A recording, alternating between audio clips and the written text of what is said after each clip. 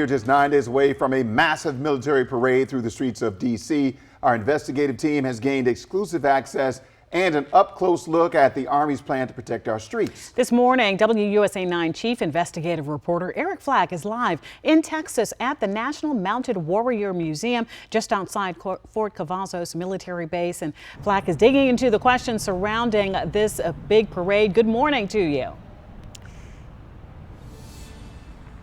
Good morning, guys. You know, there are going to be 28 of these M1 Abrams battle tanks that are behind me rolling through the streets of Washington, D.C. on June 14th as part of that military parade to celebrate the Army's 250th anniversary. It is a parade ordered by President Donald Trump, and it has come under great scrutiny because of not only the cost, which is going to range anywhere from 25 to 45 million, but for us locally here, there in Washington, D.C. and their surrounding areas, the impact all these huge military vehicles could have on our streets and roads. These tanks are going to be just some of 150 major, huge military vehicles that are going to be part of this parade, and there are questions both from structural engineers and from former transportation officials about the impact these huge vehicles are going to have on our streets and roads, and whether or not there are going to be millions of dollars worth of repairs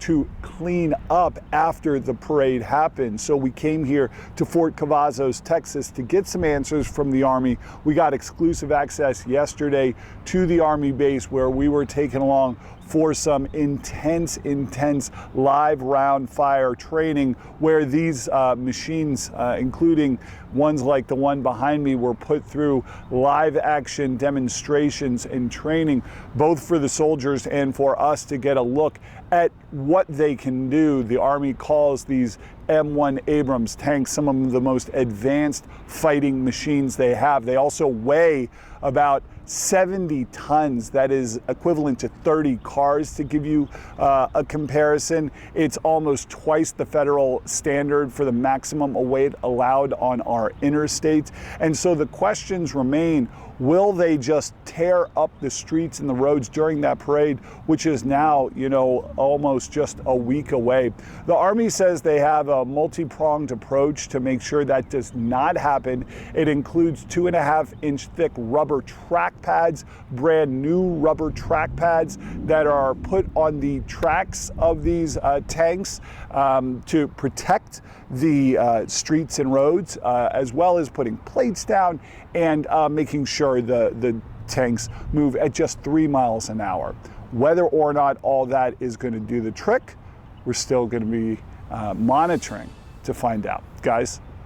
Flack, you've been down there doing excellent reporting. What's been the biggest surprise or something that you didn't expect in your time there?